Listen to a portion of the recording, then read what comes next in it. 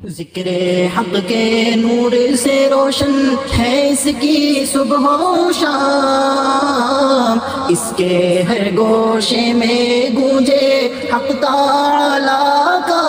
کلام۔ یہ ادارہ مجلس تعلیم القرآن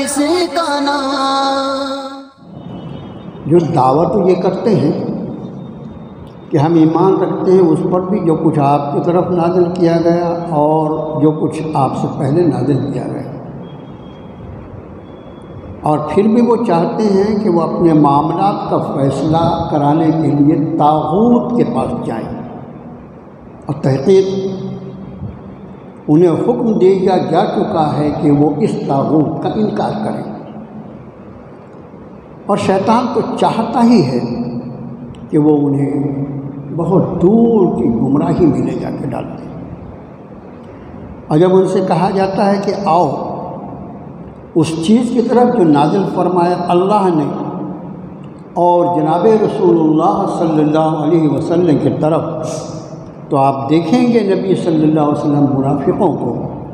کہ وہ آپ کے پاس آنے سے گریز کرتے ہیں۔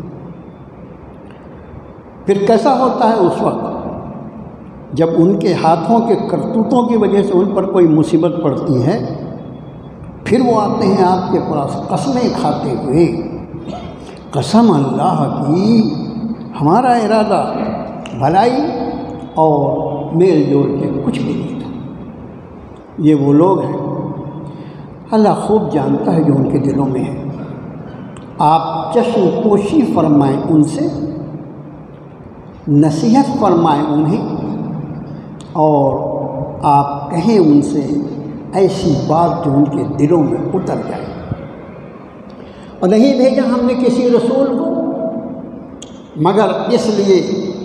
کہ ان کی اطاعت کی جائے اللہ کے حکم سے۔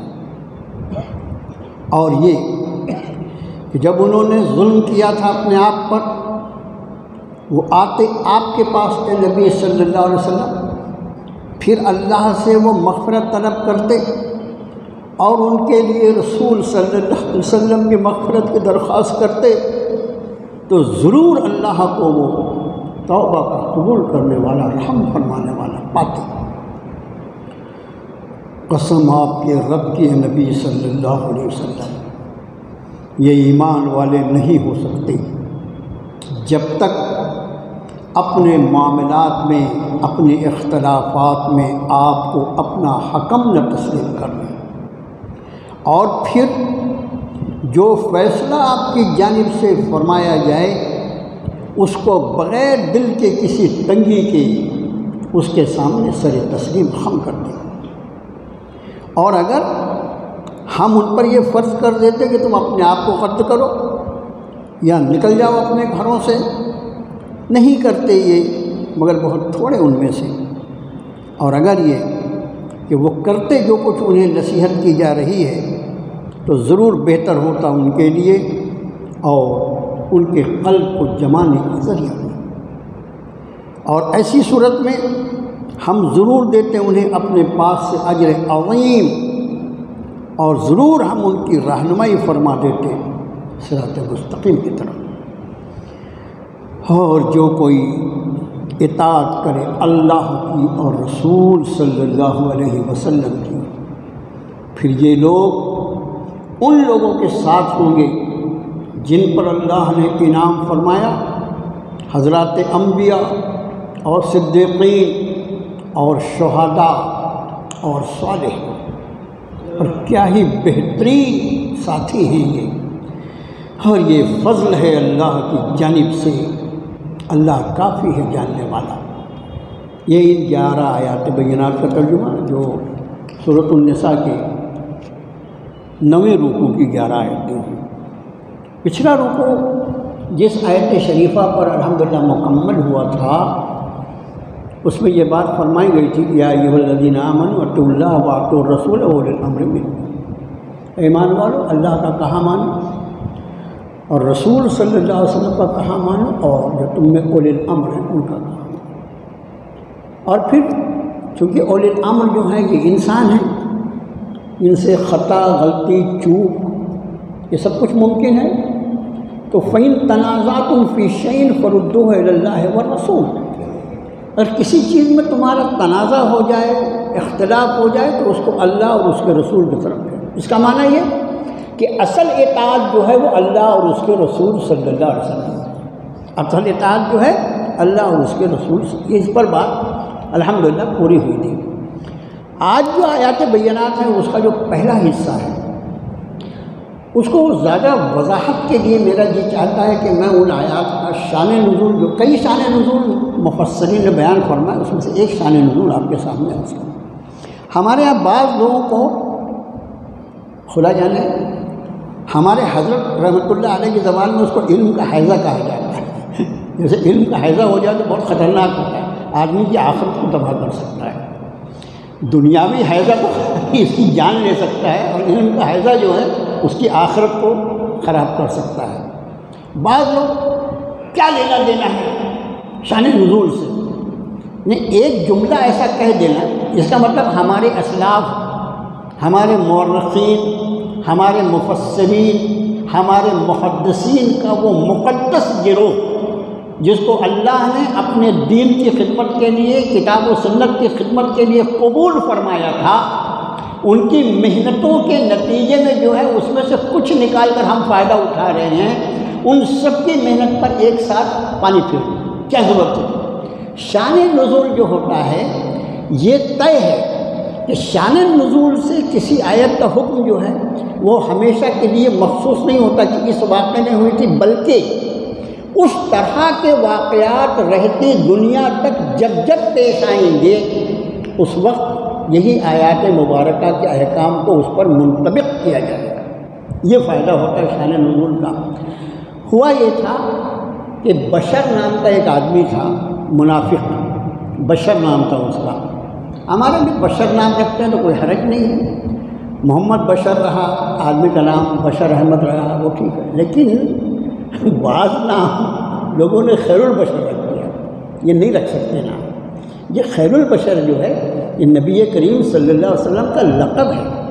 اور آپ کی خصوصیت ہے کہ سارے نسل آدم میں سب سے بہتر اگر کسی کو اللہ نے بنایا تو وہ جناب محمد رسول اللہ صلی اللہ علیہ وسلم کی ذات عالی ہے۔ تو خیر البشر ہونا آپ کی ایک صفت ہے۔ یہ ہم کیسے بچے کا نام رکھ سکتے ہیں، لیکن لوگوں نے رکھ لیا، اب اس میں کیا بولتا ہے؟ نہیں رکھنا چاہیے۔ نام رکھنے کے لیے میرا معروضہ یہ ہے کہ علماء سے رابطہ کیا جائے، اچھے نام، اس کا معنی بھی اچھا ہونا چاہیے، اور اس معنی میں بعض نام آج بھی لوگوں کو شوق ہے، نیا نام چاہیے۔ نیا کتنا نیا نام؟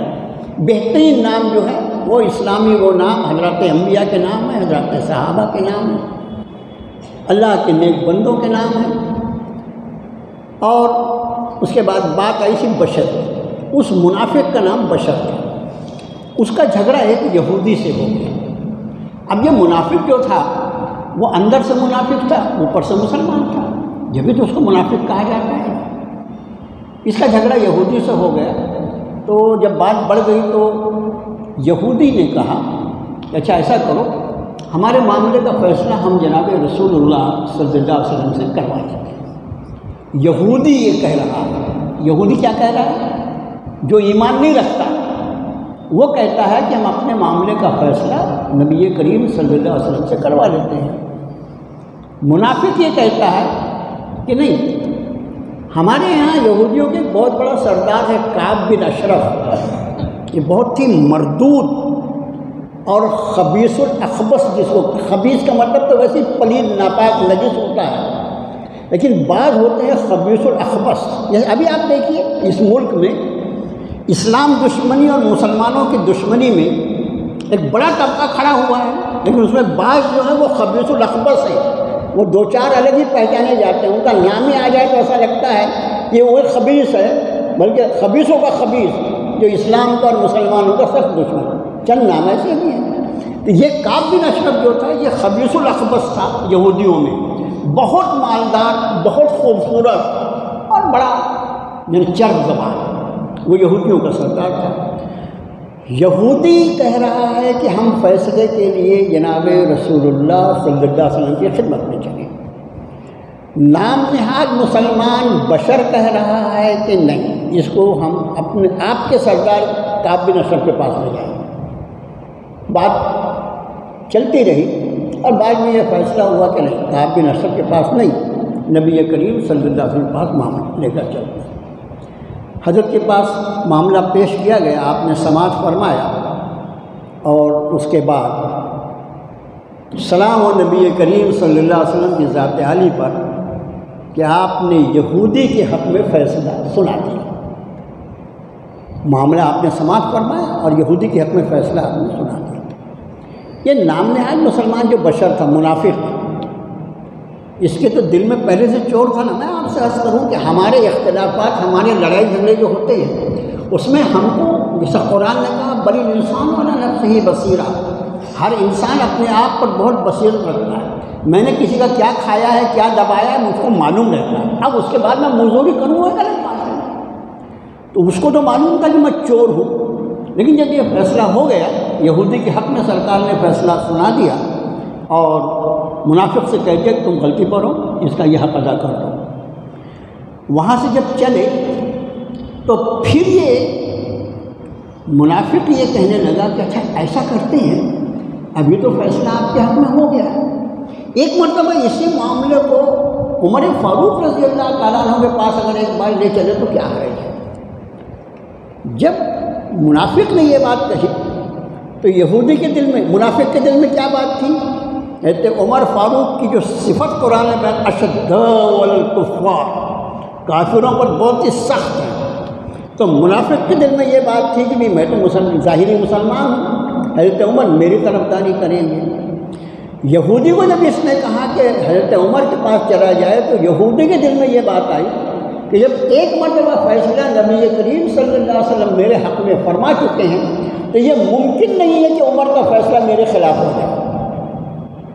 یہ ممکن نہیں ہے کہ عمر کا فیصلہ میرے خلاف ہو جائے۔ وہ راضی ہو گئے، دونوں پہنچے حضرت عمر فاروق رضی اللہ تعالیٰ عنہ کی خدمت میں، اور یہودی نے سارا واقعہ بیان کیا۔ یہودی نے سارا واقعہ بیان کرنے کے بعد یہودی نے پھر آخری میں یہ کہہ دیا، اور ہم یہ معاملہ لے کر نبی کریم صلی اللہ علیہ وسلم کے پاس گئے تھے اور آپ نے فیصلہ میرے حق میں فرما دیا ہے، مگر اس بشر کے کہنے پر ہم آپ کے پاس آئے ہیں۔ حضرت عمر فاروق نے اس منافق کی طرف دیکھا اور فرمایا کیا یہ بات صحیح ہے؟ اس نے کہا ہاں ایسے ہوا ہے، ذرا ٹھہرو، پوری روایت ذرا ٹھہرو ہے، تمہارا نفر ذرا ٹھہرو۔ حضرت عمر رضی اللہ تعالیٰ عنہ مکان کے سامنے یہ لوگ بیٹھے ہوئے تھے، وہی بات ہو رہی تھی۔ سیدنا فاروق اعظم جو ہیں وہ گھر میں گئے، تلوار لایا اور وہ بشر نامی منافق جو تھا اس کو ایک ایسے ماری تلوار سے گردن لگا اور فرمایا حضرت عمر نے رسول اللہ صلی اللہ علیہ وسلم کے فیصلے کے بعد اگر کوئی فیصلہ ہو سکتا ہے تو یہی فیصلہ ہے، آدمی کی جان چلی گئی، اس کی گردن مار دی۔ یہ تھا حضرات صحابہ کا ایمان۔ اب اس واقعے کو اپنے ذہن میں رکھو کہ ایک معاملے کا فیصلہ نبی کریم صلی اللہ علیہ وسلم فرما چکے ہیں اور اس فیصلے کو ریویژن کے لیے سیدنا عمر فاروق کے پاس لے جایا جاتا ہے، اور عمر فاروق کا قول یہ ہے کہ محمد الرسول اللہ صلی اللہ علیہ وسلم کے فیصلے کے بعد اگر کوئی فیصلہ چاہتا ہے تو اس کا فیصلہ موت کے سوا کچھ نہیں ہو سکتا۔ آئیے رکوع کی طرف۔ کیا نہیں دیکھا آپ نے ان لوگوں کی طرف جو یہ دعویٰ کرتے ہیں کہ وہ ایمان رکھتے ہیں اس پر بھی جو آپ کی طرف نازل فرمایا گیا اور اس پر بھی جو آپ سے پہلے نازل فرمایا گیا؟ ایمان کی یہی شرط ہے نا، ایمان کی یہی شرط ہے کہ جو کچھ نبی کریم صلی اللہ علیہ وسلم نے نازل فرمایا اور جو آپ سے پہلے اس پر ایمان لایا جائے۔ یریدون ان یتحاکموا الی الطاغوت، اور اس کے بعد بھی وہ چاہتے ہیں کہ اپنے فیصلے طاغوت سے کروائیں۔ طاغوت لفظ جو ہے اس کی ایک دو درس پہلے اس کی تشریح آپ کا خادم کر چکا ہے کہ طاغوت جو ہے اللہ کے سوا جس کی بھی عبادت کی جائے وہ سب کے سب طاغوت کہتے ہیں۔ بعض نے اس کا ترجمہ طاغوت کا شیطان کیا ہے، اور حقیقت یہ ہے کہ اللہ کے سوا عبادت کے سارے حقوق اللہ کے لیے ہیں، اللہ کے سوا کسی بھی غیر کی عبادت کی جائے، وہ سامنے چاہے جو ہو،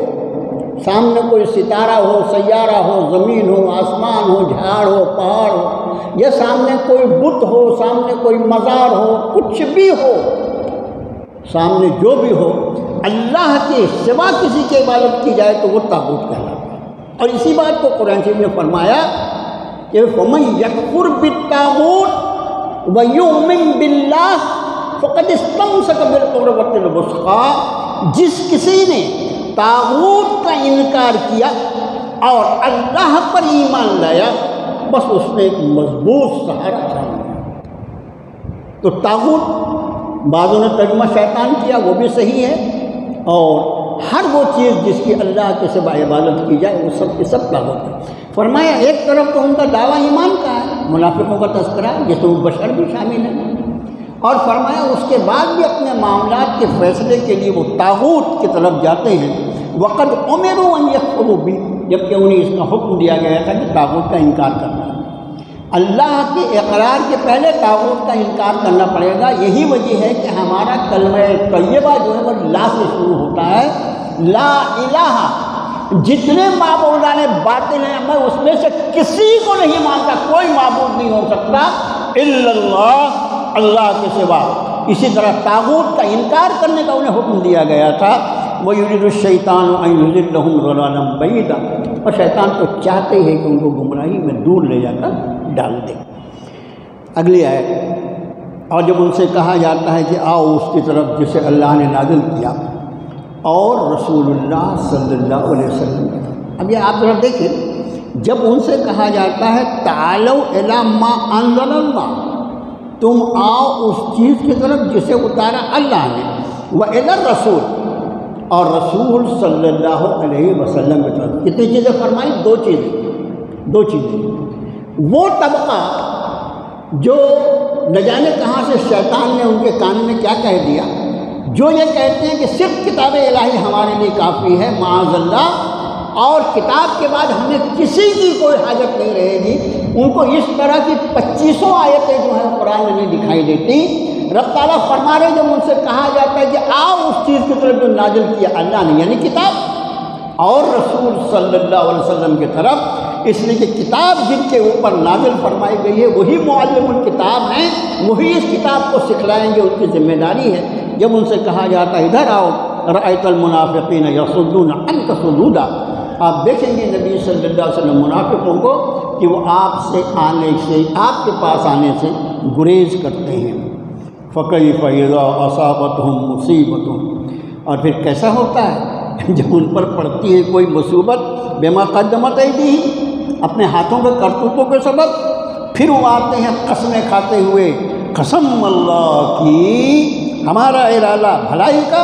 اور موافقت کے سوا کچھ بھی نہیں تھا۔ اس آیت شریفہ کی روشنی میں جب بشر کو حضرت عمر رضی اللہ تعالیٰ عنہ نے قتل کر دیا،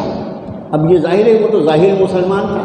منافق تھا تو ظاہر طور پر مسلمان تھا، تو اس کے خاندان کے لوگوں نے بڑا ہنگامہ کیا اور یہ کہا کہ حضرت عمر رضی اللہ تعالیٰ عنہ نے ایک مسلمان کو قتل کر دیا ہے، کیسے ان کو اس کا حق پہنچتا ہے، اور ایسا اور ویسا۔ روایتوں میں آتا ہے کہ جب نبی کریم صلی اللہ علیہ وسلم کے پاس یہ خبر لائی گئی کہ حضرت عمر رضی اللہ تعالیٰ عنہ نے فلاں فلاں شخص کا قتل کر دیا، تو آپ کے زبان مقدس سے یہ الفاظ نکلے کہ مجھے گمان نہیں تھا کہ عمر کسی مرد مومن کو قتل کر دیں گے۔ یہ بظاہر جو تھا، آپ کو جب تک یہ ساری باتیں نہیں آپ کے علم میں آئی تھی تو آپ نے فرمایا مجھے گمان ہی نہیں تھا کہ عمر کسی مرد مومن کو قتل کر دیں گے۔ لیکن جب یہ آیتیں نازل ہو گئیں اور اللہ عز و جل، یہ آیتیں جو ہیں حضرت عمر فاروق رضی اللہ تعالی عنہ کو ان کے عمل میں حق بجانب ثابت کرنے کے لیے رب نے نازل فرمائی ہیں، بغیر حضرت عمر فاروق کا نام لیے ہوئے۔ قرآن کی کئی آیتیں ایسی ہیں جہاں حضرت عمر کے تعلق سے نازل کی گئی ہیں، حضرت کا نام نہیں ہے، لیکن جب اس کا شان نزول دیکھا جاتا تو یہ معلوم ہوتا کہ ارے اس کا تعلق تو سیدنا عمر فاروق سے ہے۔ تو نبی کریم صلی اللہ علیہ وسلم نے اول تو یہ فرمایا، لیکن جب یہ آیتیں نازل ہو گئیں تو پھر آپ نے ارشاد فرمایا۔ اب وہ لوگ آئے کہ ہمیں اس کا خون بہا چاہیے، حضرت عمر پر مقدمہ کھڑا کرنا چاہیے، انہوں نے ایک مسلمان کو کیسے قتل کر دیا۔ اب رب تعالیٰ نے یہ آیت نازل فرمائی اپنے حبیب صلی اللہ علیہ وسلم پر، آپ نے فرمایا عمر نے جو کیا وہ ٹھیک کیا، عمر نے جو کیا وہ ٹھیک کیا۔ حضرت عمر کی برات کا اعلان رب تعالیٰ نے ان آیات بینات میں کیا ہے، جیسے حضرت عائشہ صدیقہ رضی اللہ تعالیٰ عنہ کی برات کا اعلان سورہ نور میں فرمایا، یہ حضرت عمر فاروق کی برات کا اعلان اللہ نے ان آیتوں میں فرمایا کہ عمر نے جو کیا ہے، میرے بندے عمر نے وہ ٹھیک کیا ہے۔ فرمایا اولئک الذین یعلم اللہ ما فی قلوبہم، یہ وہ لوگ ہیں ان کے دلوں میں جو کچھ ہے اللہ خوب جانتا ہے۔ فاعرض عنہم، اے نبی صلی اللہ علیہ وسلم ان سے چشم پوشی فرمائیے، وعظہم، اور انہیں نصیحت فرمائیے، وقل لہم فی انفسہم قولا بلیغا، اور آپ نبی صلی اللہ علیہ وسلم ان سے ایسے انداز میں بات کیجیے کہ بات ان کے دل میں اتر جائے۔ مفسرین نے اس آیت شریفہ کی روشنی میں جو کچھ لکھا ہے میرے بھائی، اس کا کچھ حصہ اگر ہمارے سامنے رہے، تذکرہ ہو رہا ہے منافقین کا، وہ منافق جو نبی کریم صلی اللہ علیہ وسلم سے عداوت میں اس وقت سب سے آگے ہے۔ مدنی دور میں، مدنی زندگی میں جتنے بڑے بڑے فتنے آپ کو سامنے دکھائی دیں گے، جیسے امی عائشہ صدیقہ رضی اللہ تعالی عنہ پر جو الزام لگایا گیا، جس کی برات کا میں نے ابھی سورہ نور میں تذکرہ رب تعالیٰ نے فرمایا، یہ ہے، اور ایسے کتنے واقعات ہیں، ان سب کی بنیاد یہی منافق ہے۔ اور یہ وہ منافقین ہیں جن کے بارے میں رب تعالیٰ نے علی اعلان اپنے کلام میں ارشاد فرمایا کہ وَإِذَا جَاءَكَ الْمُنَافِقُونَ قَالُوا نَشْهَدُ إِنَّكَ لَرَسُولُ اللَّهِ، کہ نبی صلی اللہ علیہ وسلم یہ منافق آتے ہیں آپ کے پاس یہ کہتے ہوئے ہم اس بات کی گواہی دیتے ہیں کہ آپ اللہ کے رسول ہیں، وَاللَّهُ يَعْلَمُ إِنَّكَ لَرَسُولُهُ، ہاں اللہ کو معلوم ہے کہ آپ اللہ کے رسول ہیں، وَاللَّهُ يَشْهَدُ إِنَّ الْمُنَافِقِينَ لَكَاذِبُونَ،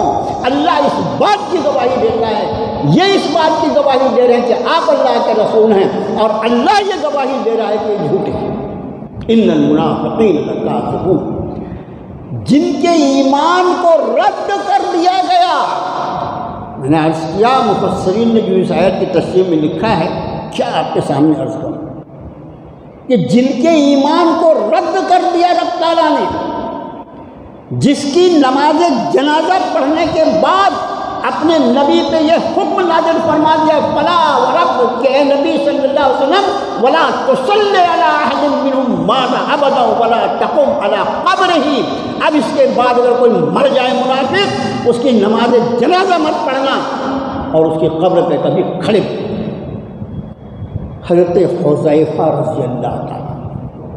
ایک صحابی رسول ہیں، ان کے بارے میں یہ مشہور تھا، ان کو رازدار رسول بھی کہا جاتا ہے، حضرت حذیفہ رضی اللہ، ان کے بارے میں یہ مشہور تھا کہ اللہ کے رسول صلی اللہ علیہ وسلم نے حضرات، یہ جتنے منافقین تھے ان سب کا نام نبی کریم صلی اللہ علیہ وسلم پر اللہ نے واضح فرما دیا تھا، فلاں فلاں فلاں فلاں فلاں، اور ان منافقین کے بارے میں حضرت حذیفہ کے سوا کسی کو نہیں معلوم تھا کون کون، اس لیے کہ وہ اپنے اسلام کو اس طرح ظاہر کرتے تھے،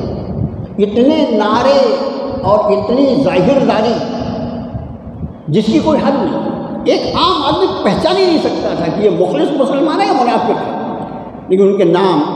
آپ صلی اللہ علیہ وسلم نے حضرت حذیفہ کو بتایا۔ حضرت حذیفہ رضی اللہ تعالیٰ عنہ جب یہ آیت شریفہ اتری کہ میں نے کوئی مر جائے تو فلا ولا تصلی علی احد منہم مات ابدا ولا تقم علی قبرہ، کوئی مر جائے تو اس کی نماز جنازہ مت پڑھو اور اس کی قبر پہ مت کھڑے ہو۔ اب اس کے بعد ظاہر ہے کہ اگر کوئی منافق مر جاتا ہے تو نبی کریم صلی اللہ علیہ وسلم کا نماز جنازہ پڑھانے کا سوال ہی نہیں پیدا ہوتا۔ حضرت حذیفہ کے بارے میں حضرت عمر فاروق رضی اللہ تعالی عنہ کا یہ طریقہ تھا کہ وہ نماز جنازہ میں دیکھتے تھے کہ حذیفہ کھڑے ہیں کہ نہیں، اگر حذیفہ نماز جنازہ میں نہ ہو تو حضرت عمر بھی نماز نہیں پڑھا۔ ان کو یہ لگتا تھا کہ شاید یہ شخص جو مرا ہے وہ وہی شخص ہے جس کے لیے رسول اللہ نے ان کو بتا دیا ہے کہ یہاں تک تو بات ہو گئی۔ اب آگے مضمون نکل ہی گیا ہے تو میں آپ کو آگے کی بات سناؤں۔ حضرت عمر فاروق رضی اللہ تعالیٰ عنہ کو قاتلانہ حملہ کیا گیا اور پھر آپ کا جو حال ہے آخری اس میں دودھ پلایا گیا اور جو دودھ پیا آپ نے وہ پورا پیٹ سے باہر آ گیا۔ جو اس وقت وہاں کے اطباء تھے انہوں نے کہا کہ اب حضرت کے بچنے کی کوئی امید نہیں ہے، تھوڑی ہی دیر کا موقع ہے۔ حضرت عمر نے کہا حذیفہ کو بلاؤ، حذیفہ کو بلاؤ۔ یہ واقعہ کس دل سے میں آپ کو سناؤں اور آپ دیکھیے اس کو برداشت کر سکیں گے اگر۔ حضرت عمر نے کہا حذیفہ کو بلاؤ۔ حضرت حذیفہ آئے۔ حضرت عمر نے کہا حذیفہ تم رازدار رسول ہو، تمہیں اللہ کے رسول صلی اللہ علیہ وسلم نے سارے منافقین کا نام بتایا تھا۔ حذیفہ میرا آخری وقت ہے، میں صرف ایک بات پوچھتا ہوں، صرف ایک بات پوچھ رہا ہوں تم سے کہ یہ بتا دو حذیفہ کہ جن منافقین کا نام رسول اللہ نے تم کو بتایا تھا اس میں میرا نام تو نہیں تھا، میرا نام تو نہیں تھا حذیفہ اس میں۔ حضرت حذیفہ رونے لگے، کہنے لگے امیر المومنین یہ میرے پاس نبی کریم صلی اللہ علیہ وسلم کی امانت تھی، واللہ اگر آپ مجھے خدا کا واسطہ نہ دیتے تو میں آپ پر یہ بات نہیں ظاہر کرتا، لیکن آپ کا آخری وقت ہے اس لیے آپ سے عرض کر دیتا ہوں کہ جن منافقین کا نام اللہ کے رسول نے مجھے بتایا تھا عمر آپ کا نام اس میں شامل نہیں تھا۔ عمر کا چہرہ کھل گیا۔ امیر المومنین عمر بن خطاب جس کے بارے میں اللہ کے رسول فرما چکے ہیں کہ اگر میرے بعد کوئی نبی ہوتا تو عمر ہوتے، وہ عمر بن خطاب جن کے بارے میں سرکار یہ فرما چکے ہیں عمر جس راستے سے چلتے ہیں شیطان اس راستے سے کترا جاتا ہے، یہ عمر فاروق کو اپنے ایمان کی اتنی فکر ہے کہ ساری زندگی دین کی خدمت کرنے کے بعد بھی آخری لمحے میں یہ ڈر ہے کہیں میرا شمار منافق ہو گیا۔ اور ایک طرف ہمارا اطمینان قلب ہے، ایک طرف ہمارا اطمینان۔ میرے بھائیوں بس میں سمجھتا ہوں بات آپ سمجھ گئے ہوں گے کہ بات کئی مضمون ہے۔ ابھی اگلی آیت میں فرمایا وما ارسلنا من رسول الا لیطاع باذن اللہ، نہیں بھیجا ہم نے کسی رسول کو مگر اس لیے کہ لیطاع باذن اللہ کہ ان کی اطاعت کی جائے اللہ کے حکم سے۔ ہم نے ہر رسول کو اس لیے بھیجا کہ ان کی اطاعت کی جائے اللہ کے حکم سے۔ یہ کون فرما رہا ہے؟ جو رسول کو اپنا رسول بنا کر بھیجتا ہے۔ اب اس کے بعد بھی کوئی اگر اطاعت رسول کا انکار کرے تو مجھے بتاؤ مسلمان رہ جائے گا کیا؟ ارے قرآن کی آیت کا صریح انکار ہے۔ رب تعالیٰ فرما رہے ہم نے رسولوں کو بھیجا، اس لیے سارے رسول اسی لیے بھیجے گئے کہ انسانیت کی فلاح اور صلاح اس کی بنیاد رسول کی زندگی ہے۔ اگر وہ اللہ کی رضا کے طالب ہیں اور خواہش مند ہیں تو انہیں چاہیے کہ میرے رسول کی اطاعت کریں، ان کا کام۔ اب اس کے بعد وَلَوْ أَنَّهُمْ إِذ ظَّلَمُوا أَنفُسَهُمْ جَاءُوكَ، اور ایسا کیوں نہ ہوا جب انہوں نے اپنے آپ پر ظلم کیا تھا، یعنی ان سے کوئی گناہ ہو گیا تھا، پھر وہ آتے آپ جاؤکا، اے نبی صلی اللہ علیہ وسلم وہ آپ کے پاس آتے فاستغفروا اللہ، اور آپ کے پاس آپ کی خدمت میں آ کے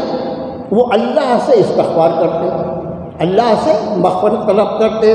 واستغفر لهم الرسول،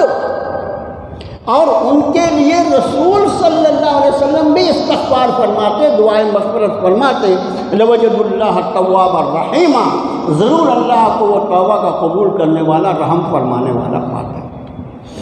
اس آیت شریفہ کی روشنی میں آج سب آیتیں عجیب عجیب ہیں۔ اس آیت شریفہ کی روشنی میں کیا فرمایا رب تعالیٰ نے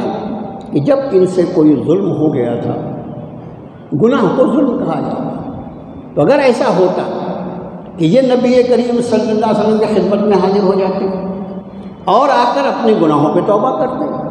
اور پھر رسول صلی اللہ علیہ وسلم کے دست مبارک اٹھ جاتا ان کے لیے، تو اللہ کو یہ توبہ کا قبول کرنے والا رحمت ان کی مغفرت کا سبب بن جاتا۔ حضرت علی رضی اللہ تعالیٰ عنہ کی روایت کردہ حدیث شریف ہے، وہ کہتے ہیں کہ ہم جب نبی کریم صلی اللہ علیہ وسلم کو دفن کرنے سے فارغ ہو گئے اور اس کو 3 دن گزر چکا تھا، ایک اعرابی آیا۔ اعرابی کس کو کہتے ہیں؟ اعرابی کہتے ہیں دیہات کے رہنے والے، دیہات کے رہنے والے ان کو اعرابی کہتے ہیں۔ ایک اعرابی آیا اور وہ آ کر رسول اللہ صلی اللہ علیہ وسلم کی قبر اطہر جو تھی، آپ کو حیرت ہوگی یہ جان کر کہ آپ صلی اللہ علیہ وسلم کے دفن کرنے کے پہلے حضرات صحابہ میں جو رائے مختلف رائے ہوئی، اس میں ایک رائے یہ بھی تھی جس میں ہمیشہ حضرت عائشہ صدیقہ رضی اللہ تعالیٰ عنہ بھی اس رائے میں شامل تھی کہ آپ کی قبر اطہر کو کھلا ہوا رکھا جائے، آپ کی قبر اطہر کو کھلا ہوا رکھا جائے۔ لیکن حضرت ابوبکر صدیق رضی اللہ تعالیٰ عنہ کے پاس جو روایتیں تھیں، جو آپ سے انہوں نے آخری عمر مبارک کے آخری ایام میں سنی تھی، ان سب کے روشنی میں، ورنہ ایک رائے حضرات صحابہ کی یہ بھی تھی کہ قبر اطہر کو کھلا رکھا جائے،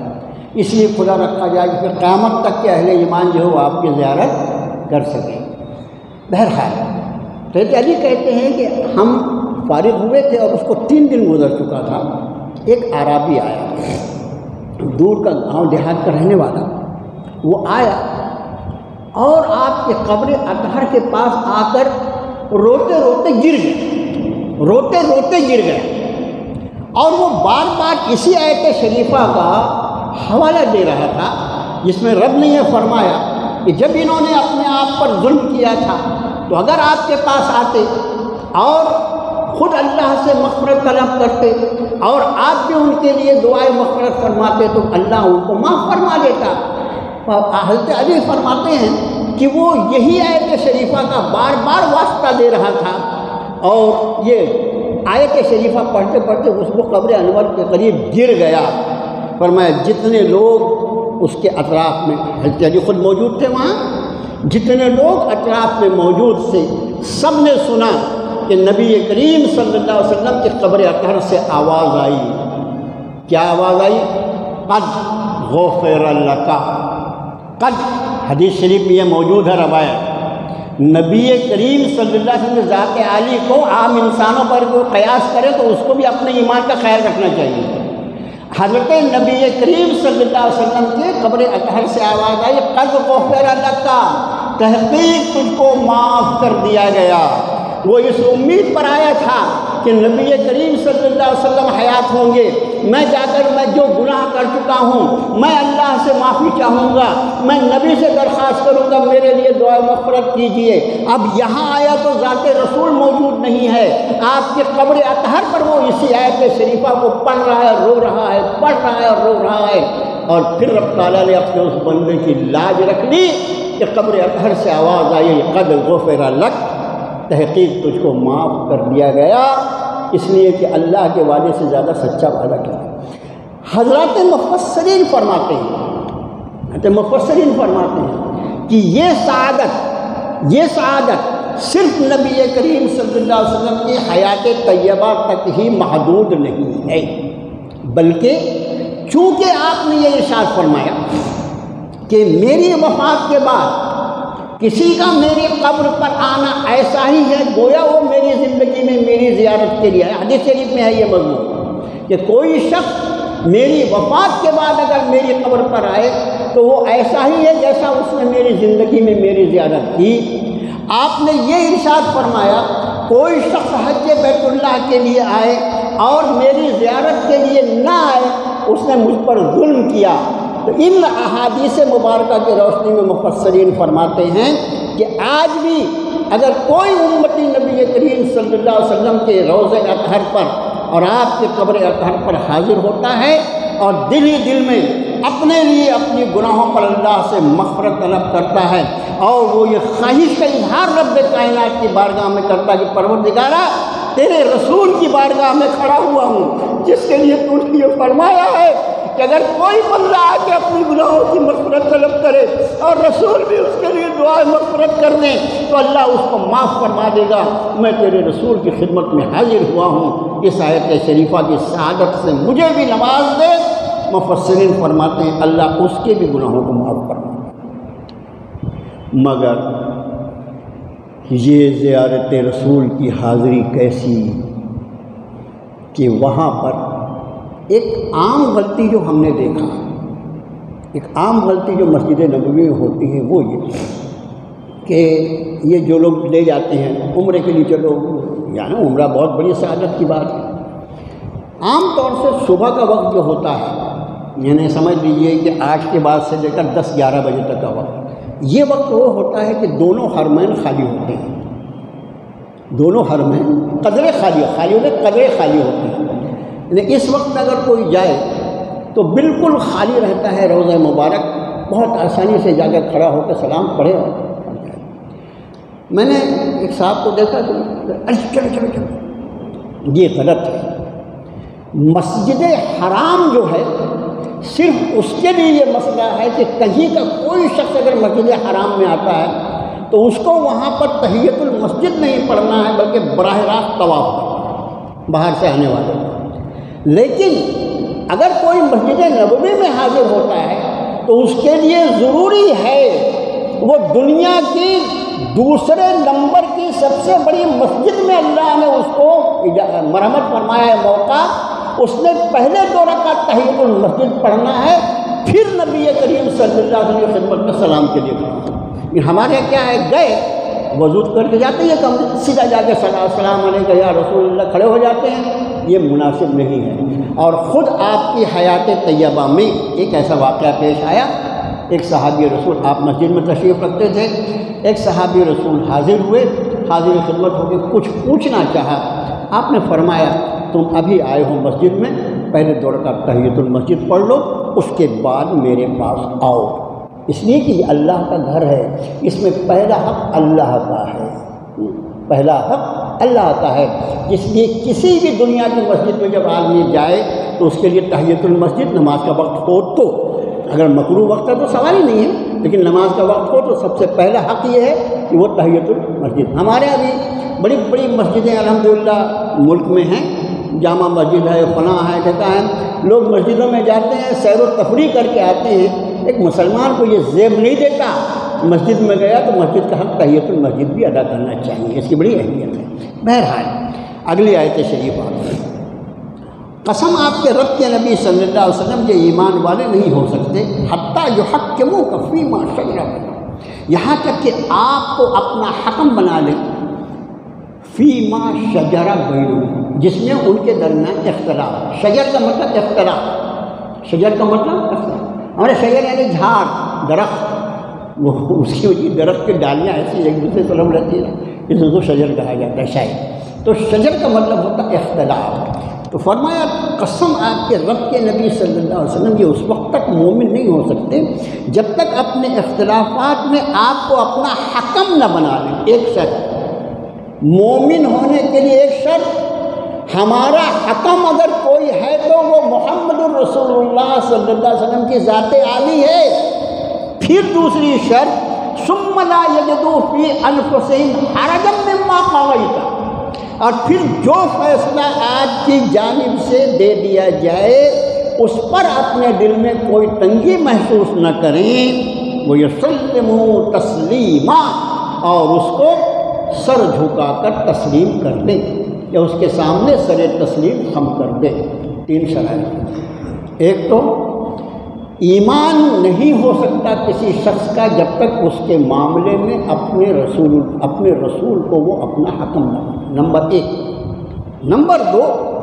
آپ کی جانب سے جو فیصلہ ہو اس کے لیے دل میں کسی طرح کی تنگی،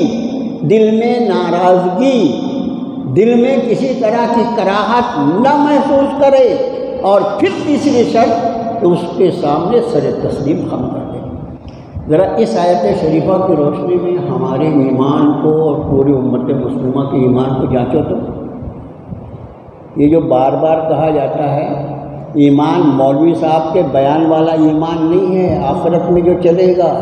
ایمان وہ چلے گا جس کے لیے اپنے رب، ہمارے رب نے اپنے نبی کے لیے فرمایا قل آمنت بما انزل اللہ من کتاب، آپ یہ فرمائیے نبی صلی اللہ علیہ وسلم میں اس پر ایمان رکھتا ہوں جو اللہ نے کتاب میں نازل فرمایا ہے۔ اگر نبی کے ایمان کی بنیاد کتاب ہے تو امتی کے ایمان کی بنیاد کچھ اور کیسے ہو سکتی ہے؟ ایمان کی بنیادوں کو قرآن بیان فرماتا ہے، ان ساری بنیادوں پر جو ایمان پورا اترے گا وہی ایمان اللہ کی بارگاہ میں قبول کیا جائے۔ اس سے کہانی والی ایمان بہت مشکل ہوگی میرے بھائی، بہت مشکل ہوگی۔ ہمارا معاملہ یہ ہے کہ جہاں ہم کو معلوم ہو اس آیت شریفہ کی روشنی میں مفسرین نے لکھا کہ پوری امت کے لیے یہ ضروری ہے کہ جگہ جگہ دارالقضاء کو قائم کیا جائے، اس لیے کہ دارالقضاء میں جو شرعی قاضی ہوگا اسی کو یہ اختیار اور حق حاصل ہوگا کہ وہ ایمان والوں کے اختلافات کے درمیان وہ شرعی فیصلے کو نافذ کرے۔ پھر مفسرین فرماتے ہیں کہ ظاہر اس سے مراد یہ ہے کہ نبی کریم صلی اللہ علیہ وسلم ہی حکم ہوں گے۔ حضرت شاہ صاحب رحمۃ اللہ علیہ فرماتے ہیں آپ جب تک حیات تھے، جب تک آپ کی ذات عالی اور آپ کے اس دنیا سے تشریف لے جانے کے بعد آپ کی شریعت مطہرہ یہ ایمان والوں کی قاضی ہوگی، جو فیصلہ ایمان والوں کے اختلافات کا ہوگا، وہ چاہے ان کے آپسی لڑائی جھگڑے کا ہو، وہ چاہے اعتقادات کا ہو، وہ چاہے مسائل کا ہو، ہر فیصلے کا حکم جو ہوگی وہ شریعت مطہرہ ہوگی۔ اور اگر شریعت مطہرہ کے سوا کسی اور کو کوئی حکم بنانے کی کوشش کرے، اس آیت کی روشنی میں اپنے ایمان کو دیکھیں۔ سب سے پہلے میں اپنا ایمان دیکھوں، آپ اپنا ایمان دیکھیے۔ فَلَا وَرَبِّكَ لَا يُؤْمِنُونَ حَتَّى يُحَكِّمُوكَ فِيمَا شَجَرَ بَيْنَهُمْ ثُمَّ لَا يَجِدُوا فِي أَنفُسِهِمْ حَرَجًا مِّمَّا قَضَيْتَ وَيُسَلِّمُوا تَسْلِيمًا۔ سورۃ النساء کی 65 نمبر کی آیت ہے 65، آسانی سے یاد رہے گی، 5ویں پارے میں سورۃ النساء کی 65 نمبر کی آیت ہے۔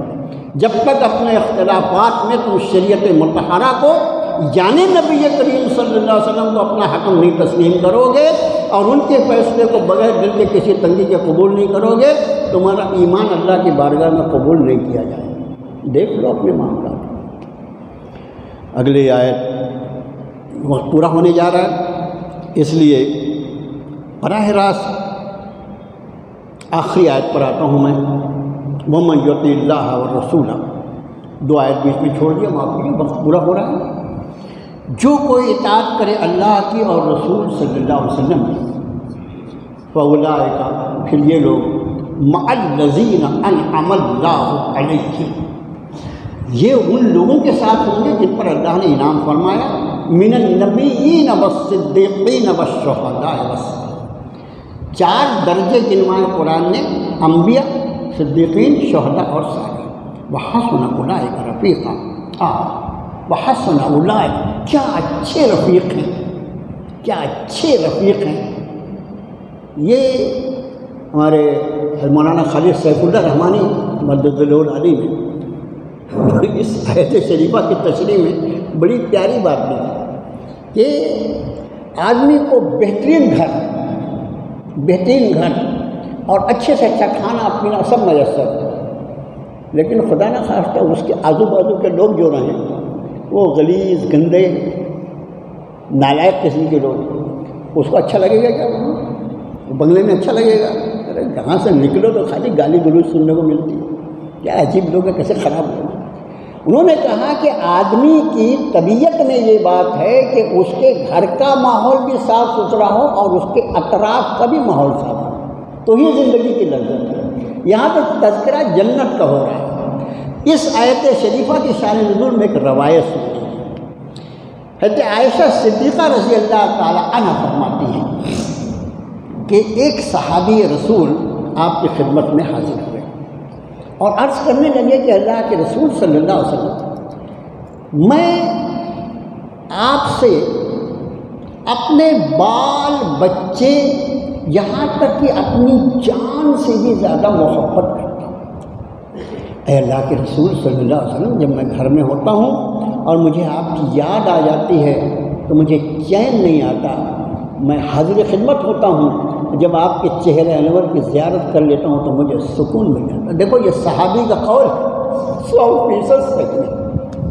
یہ آج کے مسلمانوں کی طرح جھوٹے دعوے نہیں کرتے، ان کے دعوے سے زیادہ سچا کسی کا دعویٰ ہے۔ اللہ کرے کہ وقت ساتھ دے تو میں انشاءاللہ اس روایت کا آخری حصہ دیکھیں۔ تو وہ صحابی کہنے لگے کہ اللہ کے رسول صلی اللہ علیہ وسلم، جب گھر میں آپ کی یاد آتی ہے تو میں بے چین ہو جاتا ہوں، یہاں تک کہ آ کے آپ کی زیارت کرتا ہوں، پھر مجھے سکون ملتا ہے۔ مگر ایک چیز مجھے بہت اذیت پہنچاتی ہے، یہ دنیا ہے، یہاں تو میں آپ کی خدمت میں حاضر ہو جاتا ہوں، لیکن اے اللہ کے رسول صلی اللہ علیہ وسلم، اس دنیا کو چھوڑنے کے بعد جب ہم آخرت میں ہوں گے تو آخرت میں آپ تو حضرات انبیاء کے ساتھ اعلیٰ ترین مقامات پر ہوں گے،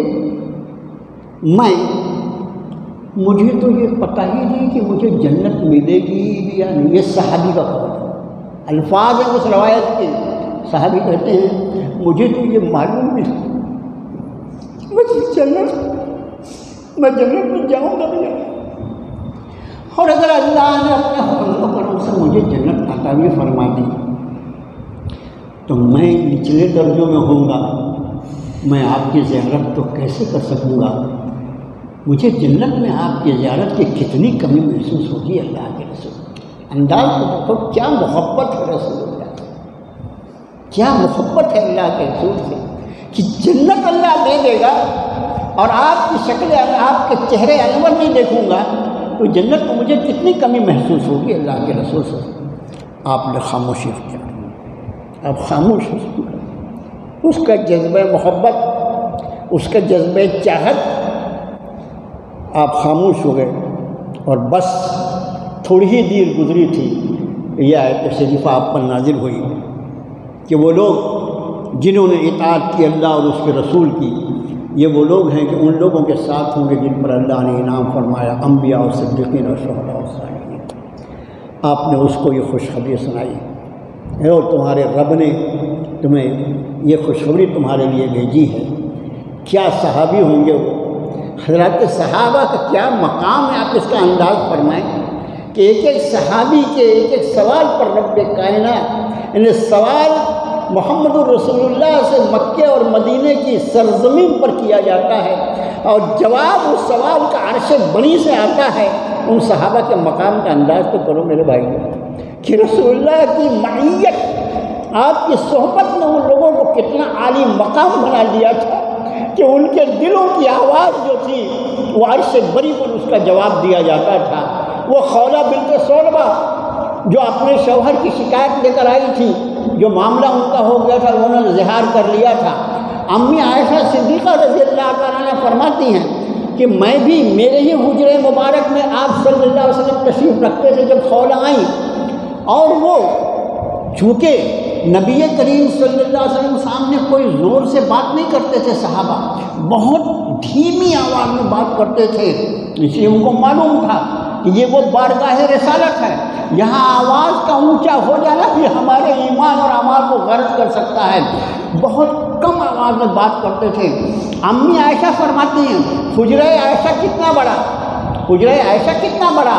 حضرت عائشہ فرماتی ہیں کہ میں اسی حجرے میں تھی، خولہ بنت صلبہ نبی کریم صلی اللہ علیہ وسلم سے جب بات کر رہی تھی، اس کی آواز میں نہیں سن رہی تھی کہ وہ کیا کہہ رہی ہیں، اتنے دھیمی لہجے میں وہ رسول اللہ سے گفتگو کر رہی تھی، اور مجھے حیرت اس وقت ہوئی جب رب تعالیٰ نے اپنے نبی پر یہ آیت شریفہ نازل فرمائی، قد سمع اللہ قول التی تجادلک فی زوجہا وتشتکی الی اللہ، اللہ نے سن لیا اس خاتون کی پکار کو جو اپنے نبی سے بار بار ایک بات کو دہرا رہی تھی اور اللہ کا واسطہ دیتی جا رہی تھی۔ حضرت عائشہ فرماتی ہیں مجھے بڑی حیرت ہوئی کہ اس کی آواز میں تو نہیں سن سک رہی تھی، لیکن رب کائنات نے عرش عظیم پر اس کی آواز کو سنا۔ یہ ایسے صحابہ اور صحابیات تھے بھائی۔ بہرحال تو وہ صحابی کے سوال کا جواب آ گیا کہ ایسا نہیں ہے کہ جس نبی کی صحبت کیا شرط میں نے تمہیں اس دنیا میں عطا فرمایا ہے، جنت میں تمہیں اس کی صحبت سے محروم کروں، ایسا نہ ہو۔ اب اس سلسلے میں دو روایتیں سنیے۔ موطا امام مالک کی ایک روایت ابو سعید خدری رضی اللہ تعالیٰ عنہ، ابو سعید خدری رضی اللہ عنہ راوی ہیں، فرماتے ہیں کہ اللہ کے رسول صلی اللہ علیہ وسلم نے ارشاد فرمایا کہ جنتی اپنے محلات کے محل، کیسے جنت کے محل ہوں گے اس کا تذکرہ ہو تو پھر دوسری طرف چلا جائے گا، اپنے محلات کے جھروکوں سے، یعنی جو ان کی کھڑکیاں ہوں گی، ایک ایک ایسا محل کہ ایک ایک پورا محل ایک موتی سے بنا ہو، پورا محل ایک موتی سے بنا ہو۔ تو آپ فرماتے ہیں کہ اہل جنت کے جھروکوں سے، ان جھروکوں میں اللہ نے یہ تاثیر رکھی ہوگی کہ ان جھروکوں سے اہل جنت اپنے سے اعلیٰ درجے میں جو لوگ جنتی ہیں ان کی زیارت کر سکیں گے، جس طرح تم دنیا میں ستاروں کو دیکھتے ہو۔ اب ستارے تو آسمان پر ہوتے ہیں، لیکن ہم جب ان کو دیکھنا چاہیں تو کوئی تکلیف ہوتی ہے؟ کوئی نہیں۔ تو ایک حدیث شریف جس کے راوی حضرت سعید بن خدری ہیں، حضرت سعید خدری رضی اللہ تعالیٰ عنہ، اور اس کو موطا امام مالک نے روایت کیا ہے کہ اہل جنت اپنے محلات کے جھروکوں سے اپنے سے اعلیٰ ترین لوگوں کی زیارت کر سکیں گے۔ دوسری روایت اس میں یہ ہوا، اس روایت میں اللہ کے رسول صلی اللہ علیہ وسلم نے فرمایا کہ جو جنتی اعلیٰ درجے میں ہوں گے، اعلیٰ ترین درجے میں جو جنتی ہوں گے، وہ ملاقات کے لیے نچلے درجوں میں جو لوگ ہوں گے ان کے پاس آیا کریں۔ دوسری حدیث شریف یہ کہ اعلیٰ ترین مقامات، ظاہر ہے حضرات انبیاء کا مقام، اور پھر اس میں خود نبی کریم صلی اللہ علیہ وسلم کا جو مقام عالیہ ہے، عسیٰ ان یبعثک ربک مقاما محمودا، قریب ہے نبی صلی اللہ علیہ وسلم آپ کا رب آپ کو مقام محمود پر فائز فرمائے گا۔ یہ مقام محمود ایک ہی مقام ہے، اسی کا نام الوسیلہ بھی ہے، اسی مقام محمود کا نام الوسیلہ بھی ہے، اور یہ ایک ہی مقام ہے جو جناب محمد الرسول اللہ صلی اللہ علیہ وسلم کا دین۔ اس لیے کہ آپ ہی وہ ذات عالی ہیں کہ جو نسل انسانی میں رب کائنات کی بندگی کے حقوق کو جس طرح آپ نے ادا فرمایا اس طرح کوئی دوسرا ادا نہیں کر سکتا۔ مقام محمود یا الوسیلہ، جس کا نام اسی کا نام الوسیلہ بھی ہے، یہ مخصوص ہے نبی کریم صلی اللہ علیہ وسلم کے لیے، لیکن اہل جنت کے لیے اللہ کا ایک اور وعدہ ہے، وَلَهُمْ فِيهَا مَا يَدَّعُونَ، وَلَهُمْ فِيهَا مَا يَدَّعُونَ، اور ان کے لیے وہ جو چاہیں گے وہ ملے گا۔ جب کسی جنتی کے دل میں یہ خیال آئے گا کہ میں نبی کریم صلی اللہ علیہ وسلم کی زیارت حاصل کروں، تو ایک شکل وہ جو موطا امام مالک نے نقل کیا کہ وہ اپنے محلات کی کھڑکیوں سے نبی کریم صلی اللہ علیہ وسلم کی زیارت کر سکیں گے، اور دوسری یہ حدیث شریف کہ اعلیٰ درجے کے جنتی جو ہوں گے ان کو نچلے درجے کے جو جنتی ہوں گے ان کو ان کی صحبت اور مجالست اللہ تعالیٰ عطا فرمائیں گے۔ پھر محدثین فرماتے ہیں ان دونوں احادیث کی روشنی میں، اور یہ بھی بہت ممکن ہے